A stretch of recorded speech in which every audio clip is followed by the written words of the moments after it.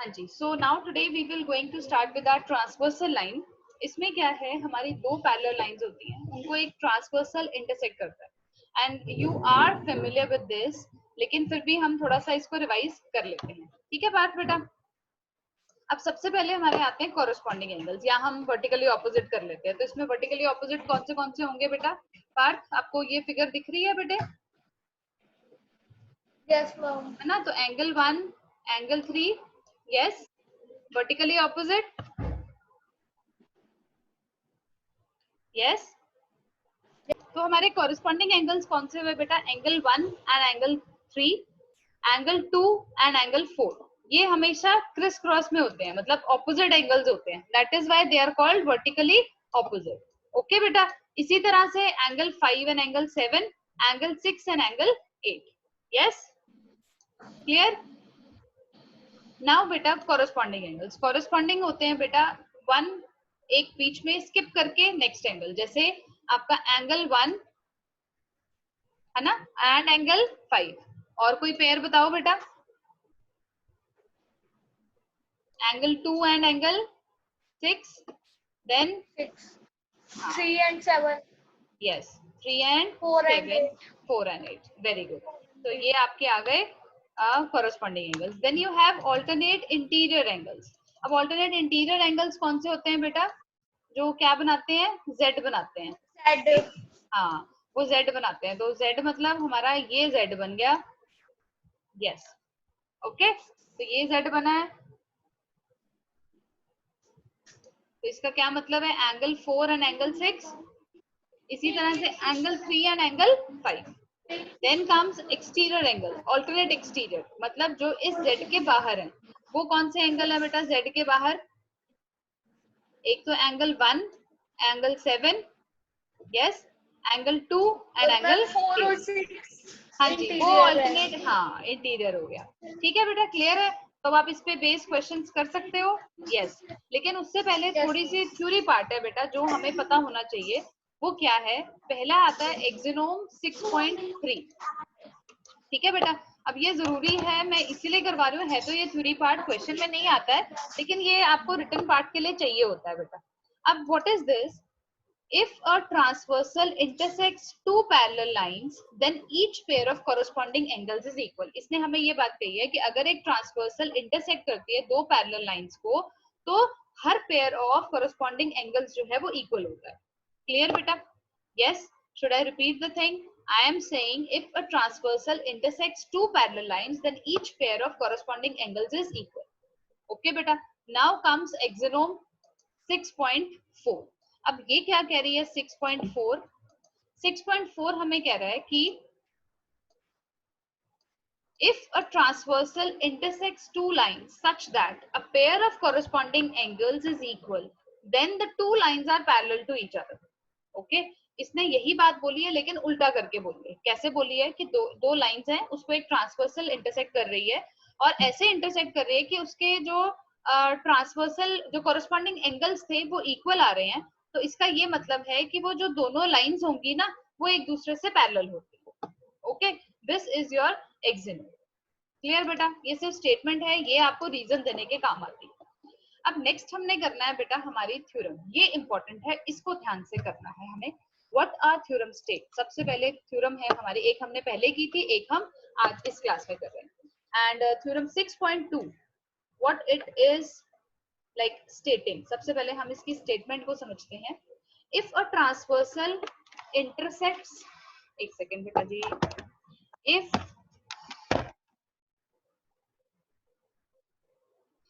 if a transversal intersects two parallel lines, then each pair of alternate interior angles is equal. मतलब अगर एक transversal दो parallel lines को intersect कर रही है, तो हर पेयर उसका ऑल्टरनेट इंटीरियर एंगल्स का वो इक्वल होगा। इज दैट क्लियर बेटा? ठीक है। अब हमने प्रूफ क्या करना है बेटा? सबसे पहले हम बात करेंगे कि what we need to proof. अब देखो, हमें प्रूफ करना है angle B Q R is equal to Q R C. Angle समझ में आ गए बेटा कौन से प्रूफ करने हैं? यस। नाउ अब angle B Q R is equal to angle P Q A, ठीक है, B Q R is equal to P Q A. क्यों है ये? Because these are vertically opposite angles. Yes. Next आपका angle P Q A is equal to Q R C. अब ये क्यों है? Because of the corresponding angles. ये क्या है? कॉरेस्पॉन्डिंग एंगल्स है। क्लियर बेटा? सो अब हम अगर इन दोनों इक्वेशंस को इक्वेट करते हैं, इन दोनों इक्वेशंस को देखते हैं, ये देखिए ये हमारी फर्स्ट इक्वेशन बन गई, ये हमारी सेकंड इक्वेशन बन गई। तो इन दोनों इक्वेशन से आपको क्या चीज समझ में आ रही है कि जो बी क्यू आर है वो दो मतलब एंगल पी क्यू ए दोनों केस में आ रहा है। तो उन दोनों को अगर हम हटा देते हैं तो इसका क्या मतलब बना कि आपका angle B Q R is equal to Q R C, और यही हमें प्रूव करना। क्लियर है बेटा? यस। चलो नेक्स्ट है बेटा जी आपका थ्योरम। नेक्स्ट थ्योरम क्या कह रही है बेटा? It is 6.3 theorem. If a transversal intersects two lines such that a pair of alternate interior angles is equal, then the two lines are equal. ये हमने अभी प्रूफ किया है ऊपर, और ये इसकी स्टेटमेंट है। क्लियर बेटा? नेक्स्ट आपकी जो स्टेटमेंट है वो है कि if a transversal intersects two parallel lines, then each pair of interior angles on the same side of the transversal is supplementary. अब ये क्या हुआ? को इंटीरियर वाली बात कर रहे हैं। ठीक है, हमें पता है को इंटीरियर एंगल्स का सम क्या होता है बेटा जी? 180 डिग्री, और 180 डिग्री को हम सप्लीमेंट्री भी बोलते हैं। क्लियर है बेटा? यस। नेक्स्ट जो हमारी स्टेटमेंट है वो क्या है? It is saying if a transversal intersects two lines such that a pair of interior angles on the same side of the transversal is supplementary, then the two lines are parallel. मतलब हमने जो चीजें, जो angles हमें मालूम है, वो चीजें जो होती है वो सिर्फ पैरेलल लाइंस में होती है, और वो भी तब होती है जब एक ट्रांसवर्सल उनको इंटरसेक्ट करता है।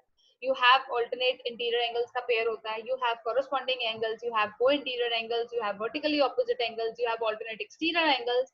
तो अगर एंगल्स इक्वल हैं तो लाइंस पैरेलल होती हैं, लाइंस पैरेलल हैं तो एंगल्स इक्वल होते हैं, सिवाय आपके सिर्फ को इंटीरियर एंगल्स के, उनके में सिर्फ सम आपका 180 होता है, अदरवाइज बाकी जो है एंगल्स वो इक्वल होते हैं।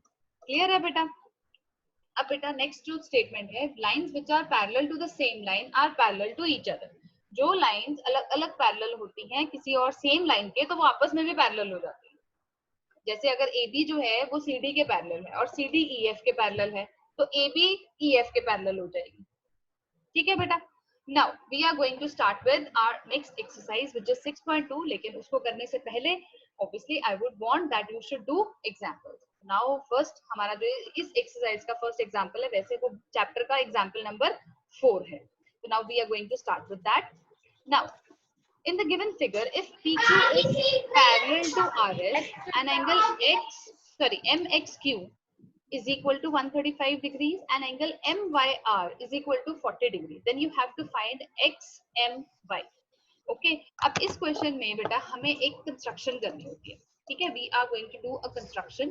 हम एक लाइन AB को ड्रॉ करते हैं पैरेलल टू PQ। ठीक बेटा? अब PQ जो है वो RS के इक्वल है, ये हमें गिवन है, क्वेश्चन में गिवन है ये। ठीक बेटा? हमने एक कंस्ट्रक्शन की है, we have drawn a line parallel to PQ, लेकिन में PQ जो है वो RS के इक्वल है। So according to the latest theorem which we did, AB is parallel to RS. इसका मतलब ये तीनों लाइंस आपस में पैरेलल हो गई। अब अगर आप ध्यान से देख रहे हो बेटा, आई होप आपको विजिबल है। अंशु, आपको समझ आ रहा है बेटा?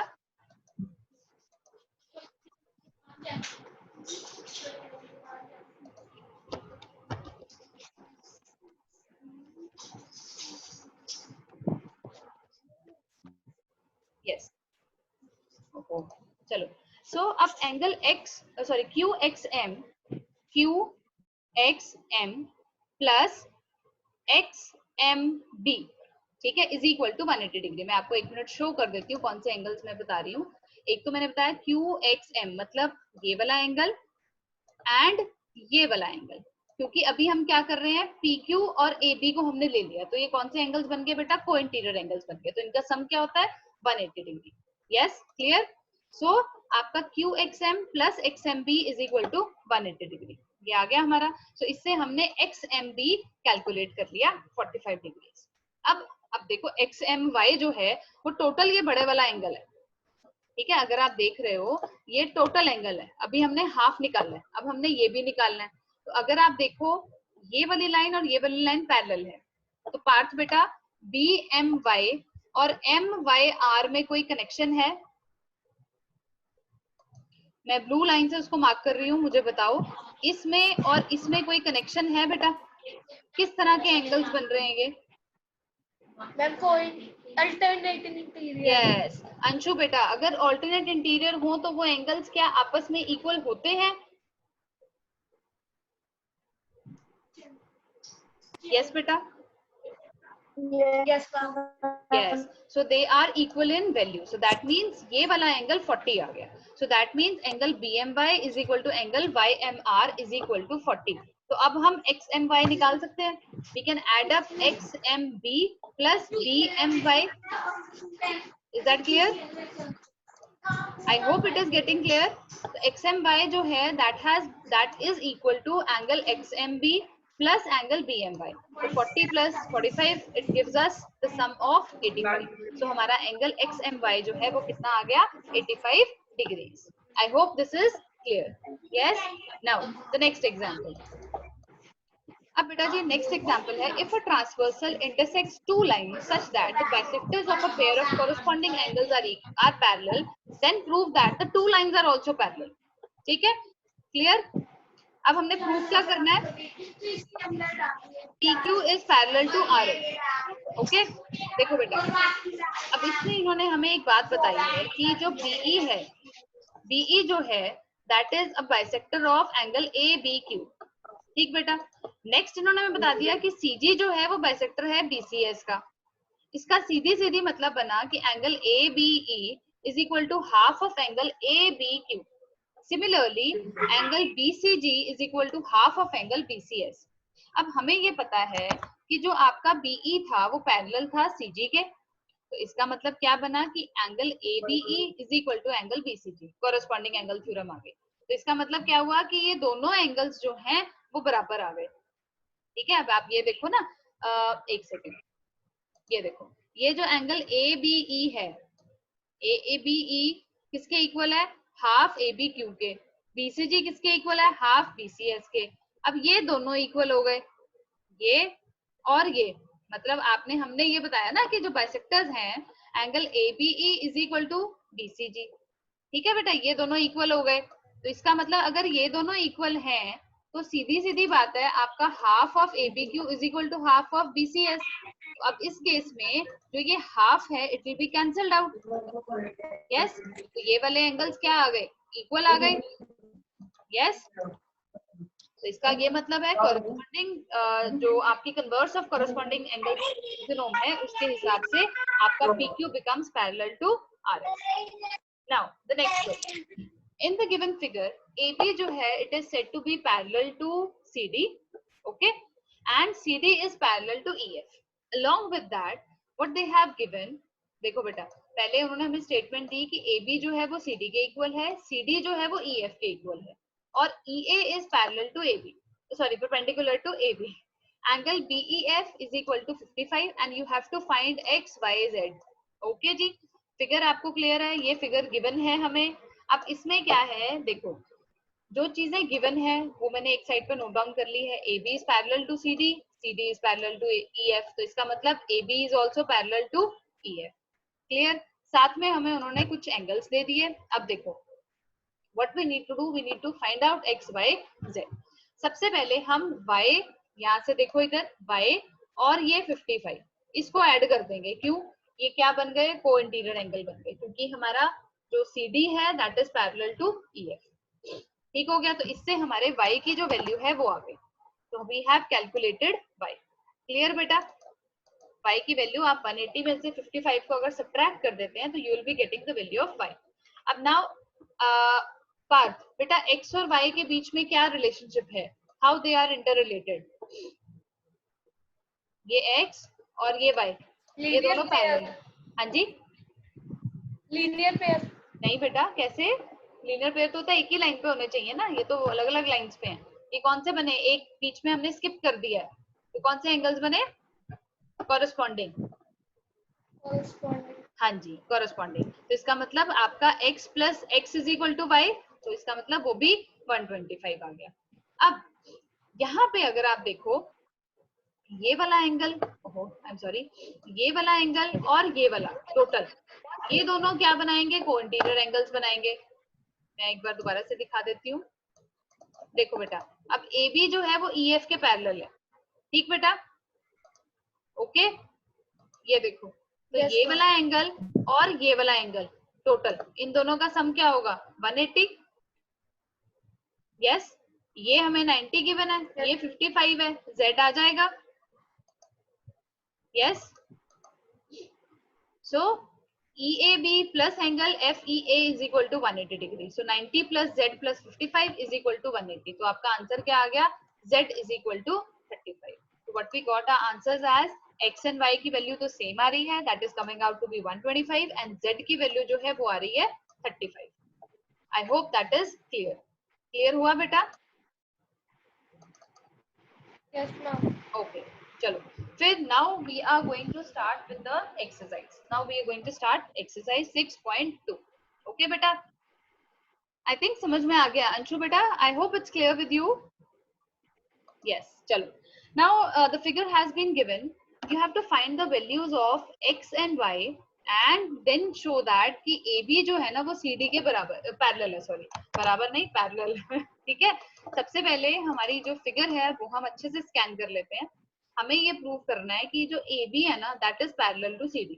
अब इसमें से कोई भी अपना वो फंडा निकाल लो, चाहे कॉरेस्पॉन्डिंग एंगल बना लो, चाहे आप ऑल्टरनेट इंटीरियर बना लो, चाहे आप ऑल्टरनेट एक्सटीरियर बना लो, या फिर आप वर्टिकली ऑपोजिट में तो खैर पैरेलल लाइंस प्रूफ नहीं होती, या को इंटीरियर एंगल्स बना लो। तो इनमें से कोई भी एक चीज अगर इसमें फिट हो रही है तो आपकी लाइंस हम पैरेलल कह सकते हैं अकॉर्डिंग टू द एक्सिनोम्स। अब सबसे पहले हम y की वैल्यू अगर आप देखो, y जो है it will be equal to 130 by Parth, क्यों? हाँ जी पार्थ बेटा, मैंने y को 130 डिग्री क्यों बोला बेटा? Interior. नहीं बेटा, कैसे? ये देखो एरो कहाँ, ये एरो कहाँ शो कर रहा है, क्या चीज शो कर रहा है arrow? Vertically opposite angles. Vertical of हाँ ठीक है, ओके, आई होप क्लियर है। Yes. अब बेटा आप देखो Yes. 50 प्लस एक्स, अगर आप इसको देखो ध्यान से, अंशु आप मुझे बता सकते हो बेटा कौन से एंगल्स बन रहे हैं? साइड साइड वाले एडजेसेंट एंगल्स आएंगे, एक लाइन पे होंगे, तो इनका सम क्या होगा? 180. Yes, so they will be forming a linear pair of angles. So angle AEP plus angle AEQ is equal to 180 degree. तो उससे हमें x की वैल्यू जो है वो मिल गई। तो x की वैल्यू क्या आई? 130. x is coming out to be 130. अब can you see one thing? आपने कोई चीज देखी कि y x जो है वो दोनों 130 आ रहे हैं। Yes, x and y they both are coming to be 130 degree and they are forming a pair of alternate interior angles. Yes, so that is why AB is parallel to CD. Yes, I hope it's clear. Okay, as they are forming a pair of alternate interior angles, thereby AB is parallel to CD. Okay, now the next question. In the figure given, if AB is parallel to CD and CD is parallel to EF and Y is to Z is given to be 3:7, you have to find X. Can you do this thing? At least give it a try. Now we are given AB is parallel to CD and EF is parallel to CD. So इसका ये मतलब है इन दोनों statement से what we concluded that AB is parallel to EF. So our X becomes equal to Z. वो बन गया हमारा alternate interior angle. इसको हम मान लेते हैं I1. Now as we know AB is parallel to CD, that means X plus Y is equal to 180 degree. क्यों है 180 degree? Because they are forming a co-interior pair of angles. Yes. Now अब हम इसमें Z की value put कर देते हैं, Z plus Y is equal to 180 degree. Okay, तो अब रेशियो हमें गिवन है, हमने कॉमन रेशियो ले लिया A, ठीक है। Anshu this is what you had done, आपने यहाँ पे भी x दिया बिकॉज हमें ये आदत है कि we take common ratio as x, right? Yes, ma'am. Yes, तो 7a plus 3a is equal to 180 degree. So हमारा a की वैल्यू जो है वो 18 आ जाती है. So in order to get that, so y जो है it comes out to be 3 into 18 and z comes out to be 7 into 18. So when we multiply those statements, so we get y is equal to 54 and z is equal to 126. And as we know, x is equal to z and that value is 126 degrees. And this is your answer. Very good. Now we will move on to the next question. चलिए. In the given figure, if AB is parallel to CD, okay, AB जो है it is parallel to CD, EF is perpendicular to CD, and angle GED is equal to 126 degree. You have to find, आपने find out क्या क्या करना है, angle AGE, angle GEF and angle FGE. Is that clear? मैं आपको एक बार figure में बता देती हूँ and then after that you will have to give a try. Okay बेटा?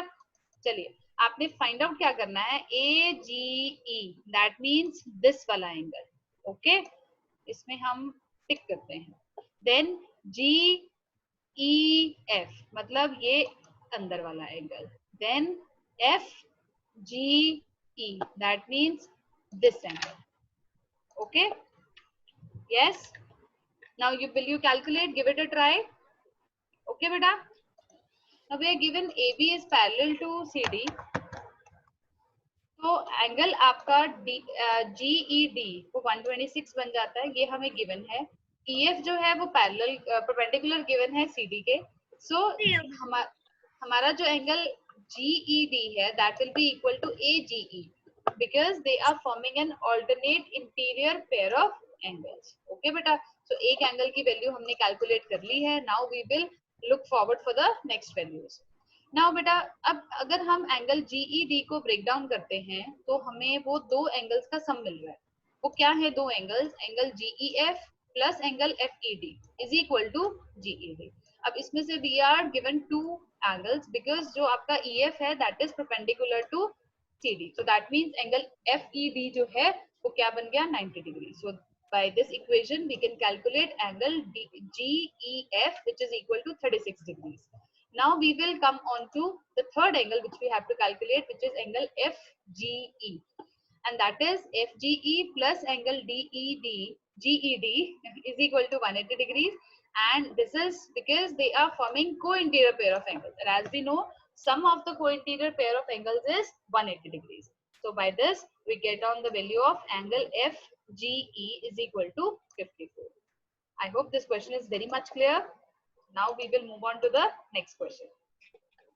Now in this given figure, if PQ is parallel to ST, okay, अगर PQ जो है वो parallel है ST के, angle PQR is equal to 110 degrees and angle RST is equal to 130 degrees. So you have to find angle QRS. Is that okay? इसमें सिर्फ एक hint है. 110 degree. अच्छा, क्या बात है, कैसे? QR इंटीरियर नहीं बच्चा, आपने थोड़ा सा इसको गलत पकड़ा. ध्यान से देखो, ये देखो, अगर ये वर्टिकली या कोई ऑल्टरनेट इंटीरियर होता तो ये पूरा एंगल बनेगा बेटा, पूरा का पूरा एंगल. हमें सिर्फ इतना सा हिस्सा निकालना है, एंगल QRS. ओके, इसको थोड़ा सा सोचो कैसे करोगे, ट्राई कर जाएगा. ठीक है, give it a try. Yes, चलिए. सो as we are given, now we will do a construction. We will draw a line parallel to ST. EF, ठीक है, हमने एक लाइन ST के पैरेलल ड्रॉ कर ली. Now we are given हाँ जी बेटा, sorry, 60. yes, you're correct, 60. Good. So let me explain the concept so that you can know the exact reasoning what you have to give. So as you know, PQ is parallel to ST, so ST is parallel to EF. Okay, ये हमने अभी construction से किया. So that means आपका जो PQ है that is parallel to EF. Now angle PQR is equal to angle QRF is equal to 110. Why? Alternate interior angles. Okay, now angle QRF is equal to angle QRS plus angle SRF is equal to 110. हम इसे I1 मान के यहाँ पे leave out कर देते हैं. Now again we will look into another equation which is angle RST plus angle SRF is equal to 180 degree because they are forming a co-interior pair of angles. So in this way we got angle RST as equal to 50 degree. Okay, now we will put this value. Okay beta ji, I hope itna clear ho gaya. So angle QRF is equal to angle QRS plus angle SRF. Okay beta. So now we will put the value. So I got 110 is equal to angle QRS plus 50 degrees. Okay. So now our angle comes out to be equal to 60 degrees. So this is the answer. Is that clear? Now let's move on to the next question. Now again the figure is given. If AB is parallel to CD and angle APQ is equal to 50 and angle PRD is equal to 127 degrees, then you have to find X and Y. Yes, can we do this like थोड़ा सा जल्दी करेंगे, कैसे करोगे? Can you give me some ideas? Yes, Parth. First of all, this 50 is equal to this X. Yes. Why? How they are related? Anshu? vertically opposite. No, how come vertically opposite? Vertically opposite तो ऐसे मिलता है बेटा, ऐसे. तो ये वाले angles हो जाते हैं vertically opposite. हाँ जी. कौन सा एंगल बने? ये क्या बन रहा है? ये क्या बना? Corresponding. Alternate interior. Yes, alternate interior. ये whose voice was that? Now. Am I? Okay, ठीक है. Now again see, I am telling you one simple thing. This 50 plus y और इसके, अब इनके बीच में मुझे रिलेशन बताओ आप. How they are related? Okay, give me one hint. Let me give you one hint. Yes. Now this angle and Alternate interior. yes, so alternate interior के हिसाब से you will be getting your angle Y. I hope you can get that. Yes, Anshu. एक और वे में हो सकता है.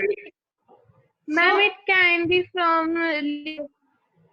बेटा it can be. I can do this thing also. But होता कैसे है, हम इसमें वो भी कर सकते हैं कि इट इज लाइक जो एक्सटीरियर एंगल होता है ट्राइंगल का, वो it is sum of the two opposite angles. We can even do, आप इसको और इसको को इंटीरियर से निकाल के ये तीन एंगल्स लीनियर पेयर का एंगल बना रहे हैं, आप उससे भी कर सकते हो.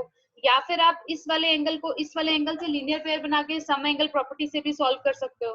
लेकिन क्योंकि अभी ये जो एक्सरसाइज है, as we know the exercise, हम किस एक्सरसाइज का क्वेश्चन कर रहे हैं, इसीलिए आई विल प्रेफर कि आप इसको ट्रांसवर्सल वाले कॉन्सेप्ट से ही करो. अदरवाइज अगर ये पेपर में आता है और ये चीज ना गिवन हो, AB is parallel to CD, तब आप कोई भी इसमें कॉन्सेप्ट लगा सकते हो. ठीक है, लेकिन अभी इसमें इन्होंने हमें पैरेलल लाइंस का कॉन्सेप्ट दिया हुआ है. You are getting my point. Otherwise इसको करने के लिए we have 2 or 3 methods by which we can do. Is that clear बेटा? आप इसको सम एंगल प्रॉपर्टी से भी कर सकते हो, आप इसको एक्सटीरियर एंगल प्रॉपर्टी से भी कर सकते हो, आप इसको को इंटीरियर एंगल प्रॉपर्टी से भी सॉल्व करके उसके बाद लीनियर एंगल प्रॉपर्टी से कर सकते हो. So you can do various ways. लेकिन अभी हम इसको कैसे करेंगे? We will do by using the alternate interior angle axiom. Okay बेटा, I hope that is clear. Yes Anshu, चलिए. So as I was telling कि AB is parallel to CD और angle APQ is equal to 50 degrees and angle PRD is 127 degree. So angle APQ is equal to angle PQR, which is actually X, and that comes out to be equal to 50. So my X की value is coming out to be 50 degrees. Now angle APR is equal to angle PRD. They are also forming the alternate interior pair of angles, and in this way I am getting the value of Y as 77 degrees. So my X and Y, they are coming out to be, X is coming out to be 50 and Y is coming out to be 77. Okay ji, now we will move on to the next question. It is the last question of this exercise. In the given figure, PQ and RS are two mirrors placed parallel to each other. An incident ray AB strikes the mirror PQ at B. the reflected ray moves along the path BC and strikes the mirror RS at C and again reflects back along CD. So you have to prove AB parallel CD. अब देखो बेटा, पहले तो question का length देख के हमें बड़ी कंफ्यूजन सी हो जाती है कि यार ये हो क्या रहा है एक्चुअली. इसमें क्या हो रहा है, ये एक रे है, it is striking at this mirror, after reflection it is again striking at another mirror. तो नेचुरली ये वाली जो इसकी रिफ्लेक्टेड रे थी वो इसकी इंसिडेंट रे बन गई एंड अगेन ये रिफ्लेक्टेड रे. अब इसमें हमें फिजिक्स का एक सिंपल फंडा लगाना है and that is law of reflection, जिसके अकॉर्डिंग आपका angle of incidence is equal to angle of reflection होता है. ठीक है बेटा, क्लियर? नाउ देखो बेटा, अब हम इसमें क्या करेंगे, सिर्फ एक छोटी सी हमें कंस्ट्रक्शन करनी है. वो कंस्ट्रक्शन क्या है कि we will draw a perpendicular BL to PQ and CM to RS. Okay, अब इन दिस वे PQ जो है वो RS के इक्वल है, ठीक, एंड BL जो है वो CM के इक्वल है. ठीक हो गया? मैम जो मैम हाँ जी, मैम ये लाइन है आई वाली, हाँ जी, मैम ये मैम अगर यहाँ पर हम वो मिरर रखते हैं, कोई उसका मिरर रखते हैं, तो मैम लाइट यहाँ से पास होके फिर सी पर जाती है, फिर रिफ्लेक्ट करके फिर आगे जाती है लाइट. हाँ, क्योंकि वो स्ट्रेट लाइन में ट्रेवल नहीं करती ना लाइट. हमारी लाइट जो है हमेशा मतलब स्ट्रेट लाइन में ट्रेवल करती है, वो ऐसे नहीं कि बेंड हो के कहीं कहीं चली जाए. Reflection occurs because of this property कि लाइट जो है वो हमेशा स्ट्रेट लाइन में ट्रेवल करती है. क्लियर बेटा? अब एंगल जो है आपका, देखो बेटा, LBC is equal to MCD. Okay, ये इक्वल है क्योंकि आपके क्या है, ये alternate pair of interior angles बना रहे हैं. अब क्योंकि angle I is equal to angle R, मैंने आपको पहले बताया इसमें लॉ ऑफ रिफ्लेक्शन फॉलो करेंगे हम, तो उस केस में आपका angle ABL becomes equal to angle LBC. ठीक बेटा, and angle MCB becomes equal to angle MCD. इसका मतलब क्या हुआ, अब इन दोनों केस में आपकी एक जैसी चीज आ रही है. So angle ALB comes equal to angle BMD. I'm sorry. So when you are adding up the things, so you are getting angle LBC plus angle ABL is equal to angle MCB plus angle MCD. So in this way we are getting angle ABC is equal to angle BCD. Is that clear? हमने इनको add कर दिया in simple equations को, we are adding. So first equation आपकी है बेटा, एक बार दोबारा से देख लो. फर्स्ट इक्वेशन है आपकी angle LBC is equal to angle MCB. Okay, and second equation हमारी बन रही है angle ALB is equal to angle MCB.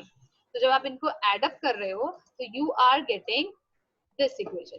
Okay, जब आपने इनको ऐड करके फाइनल रिजल्ट क्या आया आपके पास, you are getting angle ABC is equal to angle BCD. So ये क्या है, these are pair of alternate interior angles, that is why the lines are said to be parallel. Okay, is that clear? Yes. तो AB जो है हमारा CD के parallel हो गया. Clear है बेटा जी? Yes ma'am. Yes. Yes ma'am. Yes ma'am.